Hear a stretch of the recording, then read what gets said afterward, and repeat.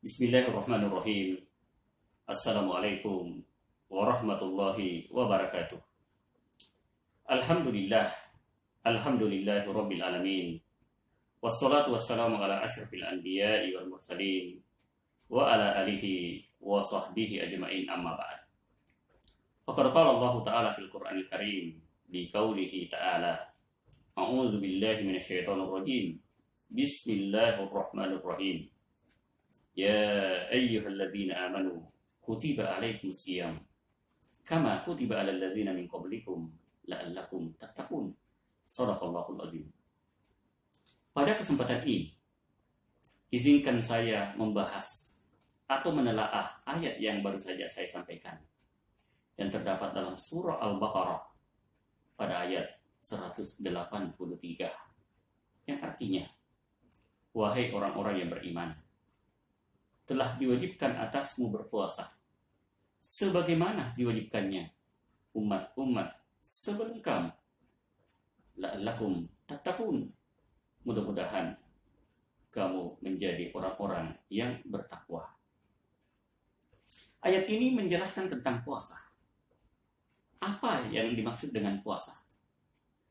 Huwal imsak, yaitu menahan.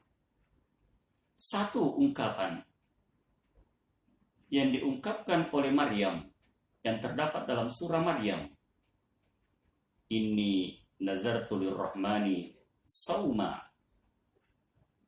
Maryam mengatakan, sesungguhnya saya bernazar untuk berpuasa kepada Allah Subhanahu wa taala, bahwa arti sauman di sini sukutan anil kalam, bahwa ia tidak mau berbicara.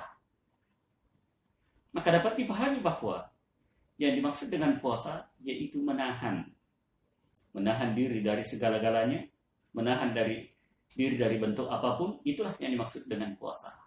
Maka dapat didefinisikan bahwa apa yang dimaksud puasa yaitu seseorang yang menahan dirinya dari apa-apa yang membatalkan puasa itu sejak terbitnya fajar sampai terbenamnya matahari dengan niat dan syarat-syarat tertentu. Itulah yang dimaksud dengan definisi puasa. Nah, kembali ke ayat yang berbunyi, Ya ayyuhalladzina amanu, wahai orang-orang yang beriman, kutiba alaikumus syiyam, telah diwajibkan atasmu berpuasa. Di sini kita bisa garis bawahi ketika Allah Subhanahu wa taala mengatakan kutiba alaikumus syiyam, diwajibkan atasmu berpuasa. Ini adalah sejarah.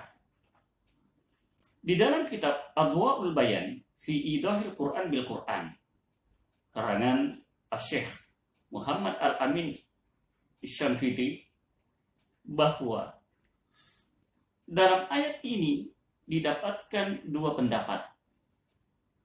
Pendapat yang pertama menyebutkan bahwa pertama kali Islam diwajibkan berpuasa 3 hari setiap bulannya ditambah dengan hari Asyura. 3 hari setiap bulannya ditambah dengan hari Asyura. Ini pendapat yang pertama. Pendapat yang kedua mengatakan bahwa umat Islam diwajibkan berpuasa pada bulan suci Ramadan dengan dasar ayat yang mengatakan Syahrul Ramadan alladzi unzila fihi al-Qur'an. Pada bulan suci Ramadan diturunkan Al-Qur'an. Inilah dua pendapat menurut dalam kitab Adwaul Bayan fi Idahil Quran bil Quran karangan Asy-Syamfiti. Nah, merujuk ke kitab Al-Jami' Ahkam al-Quran, Al-Jami' Ahkam al-Fiqhiyah karangan Al-Qurtubi. Setelah melanjutkan ayat yang berbunyi kama kutiba alal ladzina min qablikum, sebagaimana diwajibkannya berpuasa umat-umat sebelum kamu. Yang menjadi pertanyaan, siapakah umat-umat sebelum kita? Termasuk kaum Yahudi, termasuk kaum Nasara. Yang menjadi pertanyaan, apakah mereka diwajibkan berpuasa pada bulan suci Ramadan? Kita akan melihat bagaimana pandangan ulama-ulama terdahulu. Kama, ini adalah at-tashbih, penyerupaan. Lebih gampang kita memahami ketika kita mengatakan, fulan makanlah sebagaimana si fulan makan. Fulan makanlah sebagaimana si fulan makan. Di sini dapat dipahami bahwa si fulan telah makan, lalu kemudian si fulan kita katakan makanlah sebagaimana si fulan makan. Artinya si fulan pertama telah makan, lalu kemudian si fulan kedua kita katakan makanlah sebagaimana si fulan makan. Nah, bagaimana melihat ayat ini? Diwajibkan atasmu berpuasa sebagaimana diwajibkannya umat-umat sebelum kamu. Tadi telah kita lihat bahwa umat-umat sebelum kita adalah kaum Yahudi dan kaum Nasara. Menurut pendapat Asy-Sya'bi dan Qatadah dan yang lainnya, ia mengatakan bahwa penyerupaan di sini bisa saja kembali ke waktu berpuasa dan jumlah puasa itu. Bahwa Allah Subhanahu wa taala mewajibkan kepada kaum Musa dan kaum Nasara berpuasa pada bulan suci Ramadan secara waktu. Kalau berpuasa pada bulan suci Ramadan, jumlahnya pun juga selama bulan suci Ramadan. Kalau 29 hari, berarti 29 hari. Kalau 30 hari, berarti 30 hari. Maka, sebagaimana tadi saya katakan bahwa ini adalah perkataan Asy-Sya'bi dan Qatadah yang lainnya, dalam kitab Al-Jami' li Ahkamil Quran lil Qurtubi, bahwa penyerupaan itu bisa kembali ke waktu berpuasa dan jumlah puasanya. Maka Allah Subhanahu wa taala mewajibkan kaum Yahudi dan kaum Nasara berpuasa pada bulan suci Ramadan. Masih dalam kitab yang sama ia mengatakan faghayyaru, mereka merubahnya. Bagaimana cara merubah mereka? Jadi dalam satu riwayat, dalam satu sejarah, bahwa salah satu ahbaruhum yaitu ahli agama mereka sakit, lalu ia mengatakan fa in syafahullah lanazidanna asyar. Apabila Allah Subhanahu wa taala menyembuhkan, maka saya akan menambah puasa itu dari 30 menjadi 40. Lalu satunya lagi, setelah ia makan, tiba-tiba ia pun sakit. Ia pun mengatakan dengan ungkapan yang serupa, apabila Allah Subhanahu wa taala menyembuhkan, maka saya akan menambahkan 10 daripada puasa itu. Maka terjadilah jumlah puasa itu menjadi 50. Fasaibah, dari jumlah 50 itu, maka beratlah bagi mereka untuk melaksanakan puasa jumlahnya 50 itu, yang kebetulan pada waktu itu pada bulan musim panas. Fanaqalu. Lalu daripada musim panas ia pindahkan ke Ar-Rabi, musim Ar-Rabi, yaitu musim gugur yang hampir masuk musim dingin.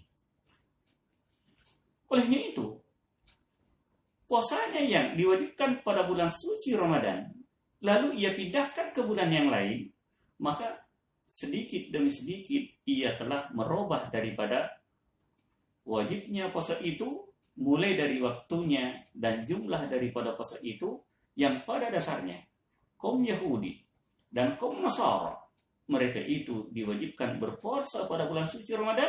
Olehnya itu Allah Subhanahu wa taala menegaskan di dalam Al-Qur'an, kama kutiba 'alal ladzina min qablikum, sebagaimana diwajibkannya mereka berpuasa umat-umat sebelum kamu, yaitu kaum Yahudi dan kaum Nasara, yang mana mereka diwajibkan berpuasa pada bulan suci Ramadan. Hanya saja mereka menambahkan, hanya saja tokoh agama mereka menambahkan menjadi 50, akhirnya menjadi berat, yang mana kebetulan bertepatan pada musim panas, dan mereka memindahkan ke bulan Ar-Rabi, yaitu musim gugur, maka perlahan-lahan mereka meninggalkan kewajiban berpuasa pada bulan suci Ramadan itu. Apa tujuan puasa itu? La'allakum tattaqun, agar kamu menjadi orang-orang yang bertakwa. Maka dengan berpuasanya kita, ini merupakan salah satu wasilah untuk menuju ke ketakwaan. Olehnya itu, mudah-mudahan apa yang saya sampaikan ada manfaatnya. Kita berpuasa, yang mana kita pahami bahwa sejak umat-umat sebelum kita, umat-umat sebelum Islam, umat-umat sebelum Muhammad Rasulullah SAW, sebelum kita, ternyata mereka telah diwajibkan berpuasa pada bulan suci Ramadan. Apa tujuan daripada kewajiban itu? La'allakum tattaqun, agar kita termasuk bisa menjadikan puasa itu wasilah menjadi orang-orang yang bertakwa. Karena konsep takwa ini adalah merupakan derajat yang paling tinggi ketika beriman, tujuannya adalah bertakwa. Mudah-mudahan kita termasuk orang-orang yang bertakwa dengan melakukannya satu kewajiban yang kita akan hadapi, yaitu bulan suci Ramadan, sehingga kita termasuk orang-orang yang bertakwa. Demikian, mudah-mudahan ada manfaatnya. Dan saya dengan ucapan, ana atrukukum fi riayatillah, wallahu muwaffiq ila aqwamit thoriq. Assalamualaikum warahmatullahi wabarakatuh.